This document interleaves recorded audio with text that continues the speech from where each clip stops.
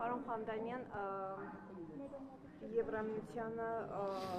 խորհրդարանական ընտրություններից առաջ աջակցության խնդրանքով դիմելու իշխանության այդ որոշումը դիմադիրները համարում են ու այսինքն մի քայլ, որով ստեյության ուղիղ միջամտություն է լինելու պետության ներքին հարցերին։ Ինչու է իշխանությունը, այսինքն ինչ ռիսկեր է իշխանությունը տեսնում, որ դիմել է Եվրամիության աջակցության խնդրանքով եւ ընդդիմության այս գնահատականների վերաբերյալ ինչ կասեք։ Ընդհանրապես հիբրիդային հարձակումները եւ ապատեղեկատվությունը միայն հայաստանյան խնդիր չէ, կամ միայն Հայաստանը չէ, որ այդ սպառնալիքներ կան, ընդհանուր առմամբ աշխարհում ժողովրդավարությունը հիբրիդային հարձակումների է ենթարկվում տարբեր տեղերից, տարբեր երկրների ներսից, դրսից եւ այլն։ Եվ այս առումով Եվրոպական միությունը եւ մի շարք այլ կառույցներ, երկրներ ունեն որոշակի գործիքակազմ, որը ցույց է տվել որոշակի արդյունավետություն եւ այս տեսանկյուն սա հաշվի առնելով Հայաստանը ի թիվս այլ հարցերի, որոնք ամրագրված են նաեւ վերջին ստորագրված փաստաթղթում, սա եւս մի թեմա է, հարց է, որի շուրջ Հայաստանը պատրաստվում է համագործակցել Եվրոպական միության հետ, որովհետեւ Եվրոպական միությունը ունի այդ գործիքակազմը եւ պատրաստ է այդ գործիքակազմով կիսվել Հայաստանի Հանրապետության հետ։ Եվ այստեղ որևէ միջամտության հարց չի կարող լինել Հայաստանի Հանրապետության ներքին գործերին, որովհետև սա փորձի փոխանակման շրջանակներում է տեղի ունենում։ Իսկ ընդդիմադիր գործընկերներին ներքին միջամտության տեսանկյունից ես կուզենայի, որ դուք հարցնեիք արդյոք օրինակ ռուսաստանցի օլիգարխի միջամտությունը Հայաստանի ներքին քաղաքական կյանքին ինչ գնահատական դրան կտան Հայաստանի քաղաքացի է եւ մի շարք այլ երկրների քաղաքացի է այսինքն նրա մասնակցությունը ընդհանրապես քաղաքականությանը դա կոչվում է հիբրիդային պատերազմ Չէ, ես չեմ ասում դա կոչվում է հիբրիդային պատերազմ դիմադիրները մեզ մեղադրում են Եվրամիությանը երկրի ներքին գործերի մեջ խառնելու, բայց երկրի ներքին գործերի մեջ խառնելու շատ ցցուն վառ օրինակներ ենք մենք տեսնում։ Ճիշտ եք հասկանում, պարոն Խանդանյան, որ հիբրիդային պատերազմ ասած Հայաստանի դեմ որ իրականացում է, դուք դիտարկում եք իշխանությունը նկատի ունեն միայն Ռուսաստանի։ Ոչ, հիբրիդային հարձակումները ոչ միայն Հայաստանի դրսից են լինում, այլ նաև Հայաստանի ներսից են այդ հիբրիդային հարձակումների ենթարկվում Հայաստանի ժողովրդավարությունը եւ իշխանության մասին խոսքը չէ, Հայաստանի պետության եւ ժողովրդավարության մասին է, օրինակ որոշ լրատվամիջոցների վերնագրեր, որ կարդում ենք, դա բավարար պատկեր է ցույց տալիս ապատեղեկատվության բայց հիբրիդային հարձակումները մենակ ապատեղեկատվության մասին իհարկե չէ, կիբերանվտանգության մասին են, որոշակի ֆինանսական ժամանակակից մեխանիզմների մասին են, որոնց այլ երկրներ ենթարկվել են եւ լավ կլինի, որ Հայաստանը այդ առումով դիմակայունություն ձեռք բերի։ Իսկ դուք կիսում եք Եվրամիության պաշտոնյաների Կայա Կալասի, Գերմանիայի կանցլերի Այսինքն Հայաստանի իշխանությունը իրենք ուղիղ ասում են, որ Ռուսաստանից են գալիս այդ վտանգները, դուք նրանց հետ, դուք նկատում իշխանությունը համաձայն եք։ Արգելի գործընկերներ, ռուսական պետական հեռուստաալիքների բովանդակությունը, եթե Ռուսաստանի մասին ենք հիմա խոսում, բայց ես չեմ պատմում, որ միայն Ռուսաստանից են գալիս այդ սպառնալիքները, բայց երբ որ նայում ենք ռուսական պետական հեռուստաալիքների եւ հայտնի դեմքերի մտքերը եւ արտահայտությունները Հայաստանի Հանրապետության նկատմամբ, Հայաստանում ժողովրդավարական գործընթացների նկատմամբ, այո կարող ենք արձանագրել, որ դա եւս հիբրիդային կամ Հայաստանի ժողովրդավարության դեմ ձեռնարկված որևէ քայլ է, բայց այդպես միանշանակ եւ միակողմանի պետք չէ դիտարկել այդ հարցը, դրանք այդ խնդիրները տարբեր կողմերից կարող են այդ թվում եւ երկրի ներսից։ Հիմա դրսից մարդիկ եք բերում, ասում են, որպեսզի պայքարեք ընդդիմության։ Ես բավականին երկար ժամանակ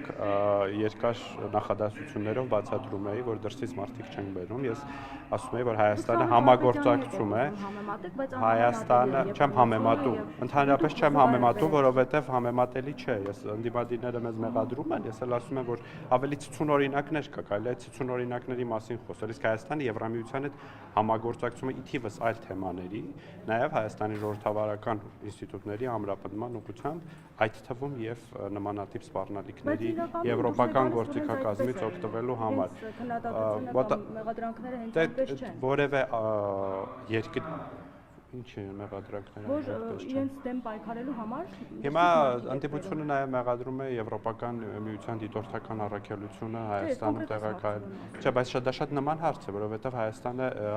համագործակցում է Եվրոպական միության հետ նաև այդ ուղղությամբ եւ Հայաստանում հիմա գործում է Եվրոպական միության դիտորդական առաքելությունը, արդյոք դա միջամտություն է Հայաստանի ներքին գործին։ Ես կարծում եմ ոչ, դա միջամտություն չէ։ Աջակցություն, երբ որ պահանջվում է այդ ամեն չամար, Հայաստանը իր ռեսուրսներով, ֆինանսական ներուժով չի կարող պայքարել, որ միջոցները Խոսքը ֆինանսական ռեսուրսների մասին չէ միայն, խոսքը մեթոդաբանության եւ գործիքակազմի մասին։ Իհարկե։ Հիմա ինչ այդ ֆինանսները որտեղ են գնում, ինչ ուղղությամբ են, այսինքն ինչպես է պայքարը լինելու, գործիքակազմը որն է։ Ես ճիշտ ասած այդ գործիքակազմի մասնագետ չեմ, բայց տեղեկատվության դեմ ինչպես են պայքարում։ Ավելի օրինակ մեկ օրինակ ասեմ, ստրատեգիական ռազմավարական հաղորդակցությանը ավելի լավացնելով պետական մարմինների, տարբեր կառույցների, լրատվամիջոցներին աջակցելով, որպեսզի լրատվամիջոցները ավելի դիմակայուն լինեն անհարցակ, որտեղ լրատվամիջոցները եւս չէ, հարձակվում են դիմակայությունը նշանակում է պրոարմենտյան քաղաքականություն, ոչ, նշանակում է, որ դիմակայություն նշանակում է, որ ժողովրդավարությունը այդ սպառնալիքներից չի ընկճվում եւ ժողովրդավարական ինստիտուտ, մենք տեսել ենք նույնիսկ եվրոպական անդամ երկրներում մեջ ենք տեսել, որ այդ Ռումինիայում ընտրությունները չեղարկվեցին, որովհետեւ որոշակի ֆինանսական հոսքեր էին եղել, բայց դա մի օրինակ է, ես հույս ունեմ, Ես Ռումինիա եմ, ասել Եվրոպական միության անդամ եմ 2007 թվականից։ Մեզ հետաքրքրում է այդ գործիքակազմի կիրառությունը եւ արդյունավետությունը Հայաստանում։ Այդ գումարը, որ Եվրոպայից գա ժողովրդավարությունը ուժեղացնելու եւ այլն համար, մենակ քաղաքացիների վերանը փակելով եւ դուրս հանելով ավելի նուրբ մեթոդներ կկիրառվեն եւ կգործադրվեն, օրինակ այդ ուղղությամբ գումարը ինչպես կծախսվի։ Գումարը ես արդեն նշեցի, կծախսնախ խոսքը միայն գումարի մասին չէ, խոսքը մեթոդաբանության մասին է, համագործակցության մասին է։ Հանելու ինչ մեթոդաբանություն Հայաստանում նախ դուրբ մեթոդների մասին իհարկե մեզնից շատ երկրներ պիտի սովորեն իրավապահ համակարգի գործունեության, ես կարծում եմ, երբ որ նույն Եվրոպական միության շատ երկրներում շատ ավելի բիրտ մեթոդներ են կիրառում տարբեր իրավիճակներում, այնուամենայնիվ Հայաստանը նաև տարբեր ոլորտներում, այդ թվում եւ իրավապահ համակարգի կարողությունների զարգացման տեսանկյունից համագործակցում է տարբեր երկրների անհանգստություններ են հայտնում ճանապարհի թրիփի հետ կապված, ասում են այն Զանգեզուրի միջանցքի տրամաբանությամբ է, անվտանգային լուրջ խնդիրներ կարող է առաջացնել եւ ՆԱՏՕ-ի ներգրավվածություն կարող է լինել։ Ինչով է պայմանավորված, որ ավելի կոստացնում է Իրանը իր դիրքորոշում, արդյոք նոր մանրամասներ են ի հայտ եկել, դրանով է պայմանավորված։ Չէ, որևէ նոր մանրամասն ի հայտ չի եկել, թրիփը ինչպես կար, շարունակում է մնալ ենթակառուցվածքային նախագիծ, եթե կուզեք նաև որոշ առումով բիզնես նախագիծ, այն հայ-ամերիկյան երկկողմ նախագիծ է, այդ նախագծում որևէ անվտանգային բաղադրիչ չկա, դրա նպատակն է Հայաստանում ենթակառուցվածքների զարգացումը, նաև տարածաշրջանային ապաշրջափակման համատեքստում։ Իրանի մեր գործընկերների հետ միշտ տարբեր մակարդակներում հաղորդակցություն կա, դուք հիշում եք նաև, որ ավելի վաղ շրջանում, երբ որ նախագիծը նոր էր ներկայացվել Իրանի արտգործնախարարը եւ այլ պաշտոնյաներ հանդես եկան հայտարարություններով ասելով, որ իրենց անհանգստությունները փարատված են եւ եթե լինում է որևէ անհանգստություն օպերատիվ կերպով Հայաստանում չի կարող լինել ՆԱՏՕ-ի ներկայություն, որովհետեւ նախ Հայաստանը որևէ հավակնություն չունի ՆԱՏՕ-ին անդամակցելու, Հայաստանը ունի որոշակի շրջանակ համագործակցության ՆԱՏՕ-ի հետ, որը չի ենթադրվում որևէ կերպ ՆԱՏՕ-ի ֆիզիկական ներկայությունը Հայաստանի Հանրապետությունում ու ընդհանրապես թրիփի համատեքստում դրա մասին խոսելը կարծում եմ նպատակահարմար չէ, որտեղ թրիփը նորից եմ կրկնում ենթակառուցվածքային նախագիծ։ Պարոն Խանջանյան, այսինքն անհանգստացած չի իրանից հնչող այս գնահատականներով մտածում իշխանությանը չի անհանգստացնում իրանից հնչող այս գնահատականները։ Չէ, մենք Իրանի մեր գործընկերների հետ մշտապես կապի մեջ ենք եւ երբ որ լինում են նման անհանգստություններ, ակտիվ քննարկում ենք այդ հարցերը եւ փարատվում են նույնիսկ խորհրդարանական մակարդակում նախորդ շաբաթ գործընկերս Իրանից պատգամավորների էր հյուրընկալել եւ նաեւ այդ թեմաներն են քննարկվել այստեղ ես որևէ անհանգստանալու բան չեմ տեսնում բայց եթե փարատում եք ինչու են շարունակում խոսել պարոն Խանջանյան եղել է հայտարարություն եւ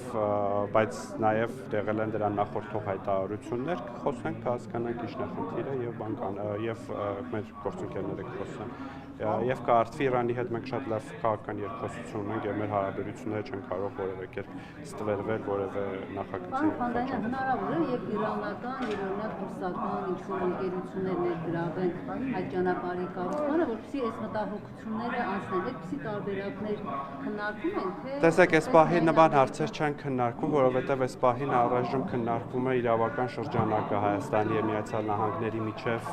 պայմանագրի եւ կոնսորցիումի ստեղծման վերաբերյալ Այնուհետև բոլոր հարցերը պետք է Հայաստանի եւ Միացյալ Նահանգների միջև կոնկրետ թրիփ նախագծի վերաբերյալ կոնսենսուսով որոշվել, բայց նաև նշեմ, որ Իրանը այլ ենթակառուցվածքային ծրագրերում ներգրավված է Հայաստանում, օրինակ Սյունիքի մարզում Լուսարավ ճանապարհի շինարարության մի հատվածում դե Ռուսաստանը չասենք, որ վաղուց է ներգրավված Հայաստանի ենթակառուցվածքային նախագծերում նկատի ունենալով Հարավկովկասյան երկաթուղիներ ընկերության կոնցեսիան Հայաստանում, ուստի այս առումով ես կարծում եմ մեր գործընկերությունը տարբեր մեր բարեկամ եւ ռազմավարական գործընկեր երկրների հետ բալանսավորված է։ Պարոն Խանջանյան, կներեք, էլի հարց եմ տալիս։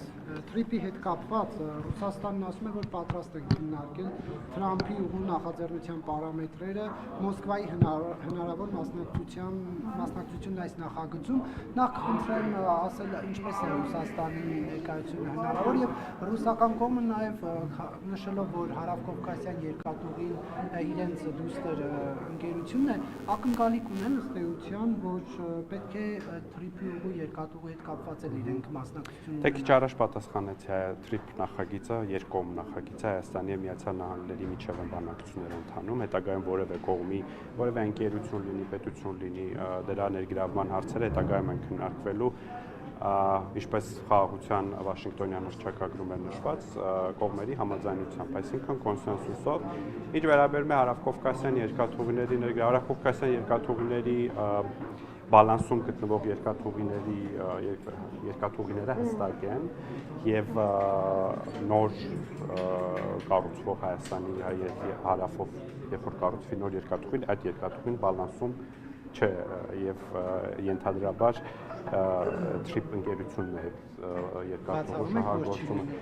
Ես դա հավանական չեմ համարում, որ դա կարող է գտնվել բալանսում։ Այսինքն համաձայնությամբ պետք է գործի ԱՄՆ-ի հետ։ Իհարկե, Հայաստանի դիրքորոշումը որն է այս հարցում։ Որ հարցում։ Ռուսաստանի Դա պետք է գիտեք դա բիզնես հարց է, այսինքն դա քաղաքական հարց չէ, դա բիզնես հարց է, այսինքն պետք է հասկանալ թե որ ընկերությունը ինչքան ներդրում է պատրաստվում անել, ինչ պարամետրերով եւ այլն, այստեղ ավելի շատ տնտեսագետներն ու ֆինանսիստները հարցին պետք է պատասխանեն։ Եվ այդ առաջարկը պիտի լինի, հա, թղթի վրա։ Հայաստանը բիզնես հարց է դիտարկում, բայց քաղաքական 12 միլիոնի Ես չգիտեմ ճիշտն ասած, դա չեմ կարծում այդպես մեկ բանկային փոխանցմամբ գումար են փոխանցել։ Դա գուցե դասընթացներ լինեն, գուցե ձեր համար ինչ որ նաև ձեր ինչպես ասացի լրատվամիջոցների հասարակական կազմակերպությունների ներգրավվածություն լինի, այսինքն դրանք ծախսվելու են գուցե դրանք որոշակի ծախսերի համար նախատեսված միջոցները, որը Եվրամիությունը ցանկանում է տալ, բայց թե դա ինչպես է փոխանցվելու դրա մասին չեմ կարող ասել։ Խանջանյան վարչապետը ասում է, որ թրիփը պիտի գործարկվի մոտավորապես առաջին 6 ամսակի սկզբին, մոտավորապես երկու տարի, բայց քանի որ այդքան անպարզ բաներ կան։ Վարչապետը չի ասել, որ կգործարկվի, վարչապետը ասել է, որ մենք ակնկալում ենք, որ այս տարվա մինչև ավարտ այդ շրջանակը կհստակեցվի, երկրորդ մյուս տարվանից արդեն կսկսվի նախագծումը եւ հետո շինարարությունը, այսինքն գործարկումը դեռ ավելի ուշ։ Խանդանյան վերադառնալով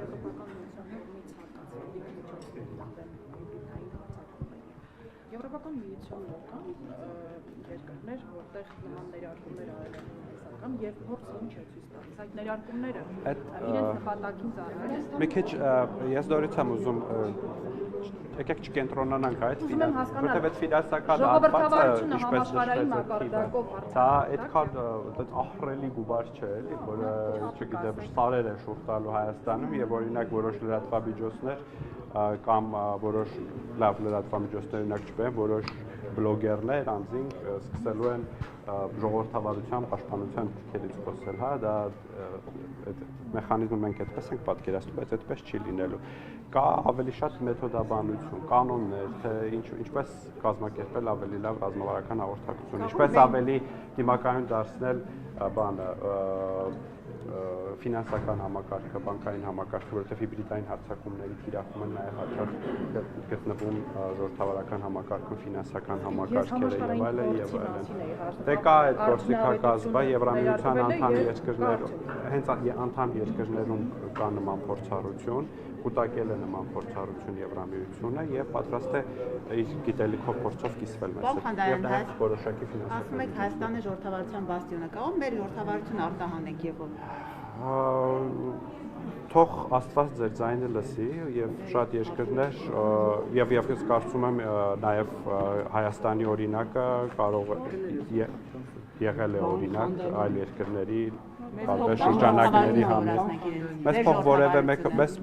որևէ մեկը չի տվել ժողովրդավար դառնալու համար, Հայաստանի ժողովուրդն է այդպես որոշել։ Ինչ օրինակ մենք կարող ենք արտահանել ժողովրդավարության առումով Եվրոպայինակ Փարիզի Աստվածամոր տաճարից ինչպես քաղաքացու բերանը փակած դուրս հանելը, հա։ Ես խորհուրդ կտամ ձեզ երբեմն նայել օրինակ Ֆրանսիայում բողոքի ակցիաները եւ ոստիկանության գործողությունները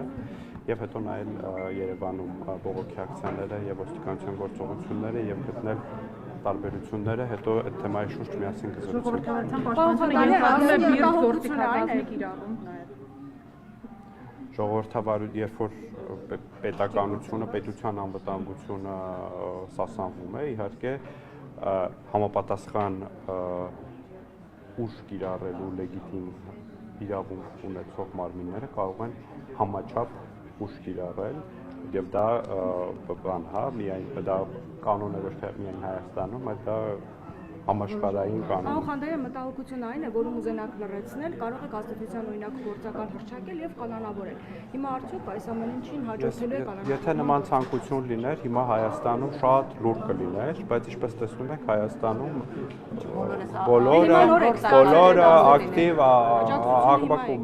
բոլորը ակտիվ աղմկում են, եւ ես չեմ իսկապես անկեղծորեն չեմ հասկանում այս աժիոտաժը Եվրամիության, օրինակ, երբ որ Միացյալ Նահանգների հետ կիբերանվտանգության, նաև կիբերանվտանգության եւ արհեստական բանականության համագործակցության վերաբերյալ հուշագիր ստորագրեց Հայաստանը, փոխհմբռնման հուշագիր, նման ակտիվություն եւ աժիոտաժ չկար, բայց դա էլ է եւս նման գործիքակազմ ընդհանրում, որ կիբերանվտանգության տեսանկյունից Հայաստանի դիմակայունությունը բարձրացնելու համար։ Պարոն Ադրանյան, քիչ առաջ Հայկ Մամիջանյանը ասաց, որ Եվրամիությունը այս գումարը փոխանցելով կանաչ լույս է վառում իշխանությունների առաջ, հնարավորություններից առաջ, հնարավոր բռնաճնշումների համար, աճփակելու համար եւ այլն կեղծիքների առաջ աճփակելու համար, ինչ կասեք։ Հարգելի գործընկերներ, արդեն 7 տարի է բոլորը փորձում են համոզել, որ Հայաստանում ժողովրդավարական process-ն է, բոլորը չէ, ձեր նշած ընդդիմադիր շրջանակները, որ Հայաստանում ժողովրդավարական փոփոխությունները տեղի են ունենում դրսից թելադրանքով եւ այլն, եւ ամեն տարի Հայաստանի ժողովուրդը հակառակն է ապացուցում, ուստի անիմաստ է նման բանի անդրադառնալ եւ երբ որ մենք օրինակ այլ երկրների փորձը ուսումնասիրենք, որոնք ունեցել են եվրոպական ձգտումներ եւ տեսնենք թե Եվրոպական միությունը, Միացյալ Նահանգները որքան գումարներ են ներդրել այդ երկրներում տարբեր ինստիտուտների զարգացման տեսանկյունից եւ համեմատենք դա Հայաստանի հետ, ապա Հայաստանը շատ էականորեն զիջում է այդ երկրներին, գրեթե 0-ի է ձգտում։ Եւ հիմնավորել են, որ օգնություն են արտաքին։ Դե դուք ամեն օր չեք հետևում լրատվությանը։ Ես կարող եմ տվել, բայց դուք տվել։ Հայաստանի Հանրապետության համար է եւ Հայաստանի Ռուսաստանի մասին եք խոսում։ Հարգելի գործընկերներ, ես Հայաստանի Հանրապետության ազգային ժողովի падգամավոր եմ եւ խոսում եմ Հայաստանի Հանրապետության մասին։ Հայաստանը չի կարող իր հարցերը Կարող է, որ կարող է։ Եվրամիության եւ այսպես ասենք կոպիտ ասած տղա է բերում։ Բա մեր ինքնիշխանությունը ի՞նչ է։ Հիմա մենք նորից ենք սկսում մեր ասուլիսը, որովհետեւ այս հարցերին բավականին երկար անդրադարձել եմ եւ խնդրում եմ հետ տվեք եւ նորից անդրադարձեք։ Երկու սպառնալ։ Նայրա Զորաբյանն ասում է Բասի հարցը տվել։ Չէ, լավ չէ լսում, ներողություն տվեք։ Ապա տեղեկատվություն, օրինակ բացեք մի քանի լրատվամիջոցի հիմա այս միկրոֆոնները տեսնում եմ YouTube-յան ալիքները եւ իրանց վերնագրերը կարդացեք ու դա կարդում են մեր քաղաքացիները Բացեք չեք գտնի չէ ապա տեղեկատվությունը հաստատ չեք գտնի Մամուլի ապատեղեկատվությունը Ես ավելի մեծ պապուլի։ եւ նաեւ կան կոնկրետ դե Ժողովուրդ ջան նորից եմ կրկնում այնտեղ կան ֆինանսական անվտանգության հարցեր, որոնք գուցե տեսանելի չեն, բայց նաև այլ երկրների փորձը հաշվի առնելով երևացել է, որ որոշակի ազդեցություններ են կրում նաև այդ համակարգերը, այսինքն թե hardware-ը, թե software-ը, ֆինանսական համակարգերի որոշակի խնդիրներ են առաջանում։ Ռազմավարական հաղորդակցության տեսանկյունից հաճախ բարեփոխումները, որոնք իրականացնում է պետությունը, դրանք թիրախային չեն եւ չեն հասնում լսարանին, սա եւս աջակցության մի ձև է, որը Հայաստանը կարիք ունի։ ասում էր Հայաստանում ուժով ժողովրդավարությունը տապալելու փորձերը պետքա կանխվեն։ Դա ինչի մասին էր այդ պնդումը։ Պարոն Պապայանին չեք հարցրել երեք այդ հարցի պատասխանը։ Ժամանակ չէ։ Նկատել եմ կա այդպիսի վտանգ, պարոն Խանջարյան։ Այս ժամանակներում ինչի վտանգ ասես կա արկելի շողիկ։